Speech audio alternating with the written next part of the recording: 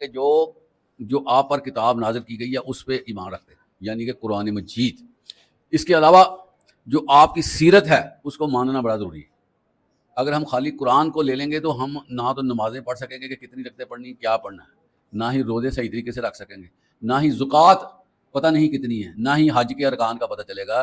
تو یہ بات ہمیشہ یاد رکھیں کہ جب قرآن کا ذکر آتا ہے وہاں پر سیرت محمد بھی ساتھ اٹیچ ہو جاتی ہے، کیونکہ قرآن کو ایکسپلین کرنے میں آپ صلی اللہ علیہ وسلم کا سارا عمل ہے، آپ نے کر کے دکھایا۔ صحابہ کرام کویشچن کرتے رہے۔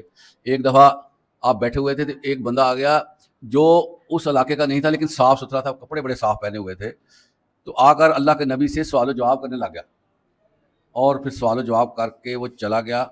آپ صلی اللہ علیہ وسلم نے پوچھا، کیا صحابہ تم اس بندے کے بارے میں جانتے ہو؟ صحابہ کہنے لگے، یا رسول اللہ یہ بندہ ہم نے دیکھا نہیں ہے، نہ ہی ہمارے علاقے کا ہے، اور نہ ہی یہ مسافر لگتا تھا کہ اس کے کپڑے بڑے صاف ستھرے تھے۔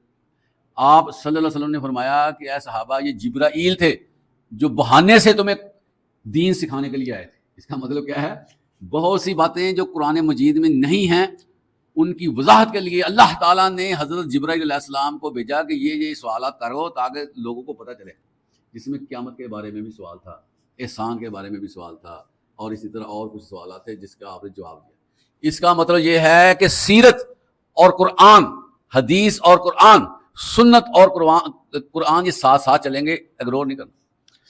ایک فتنہ ہے منکرین حدیث کا، لوگ کہتے ہیں بس قرآن کافی، قرآن کافی۔ عزیز طلبہ نہیں، قرآن جس پہ اترا ہے اس کو بھی تو سننا چاہیے کہ قرآن کیا کہتا ہے۔ بہت ساری چیزیں بظاہر ہمیں سمجھ نہیں آتی، اشغال ہوتا ہے۔ تو صحابہ کرام کیا کرتے تھے؟ جب آیت اترتی تھی پوچھتے تھے، یا رسول اللہ صلی اللہ علیہ وسلم اس کا بیک گراؤنڈ کیا ہے، اس کے بارے میں ہمیں تفسیر دے دیں، اس کے بارے میں ہمیں گائیڈ کر دیں۔ تو کیا نتیجہ کہ قرآن اور حدیث ساتھ ساتھ ہیں۔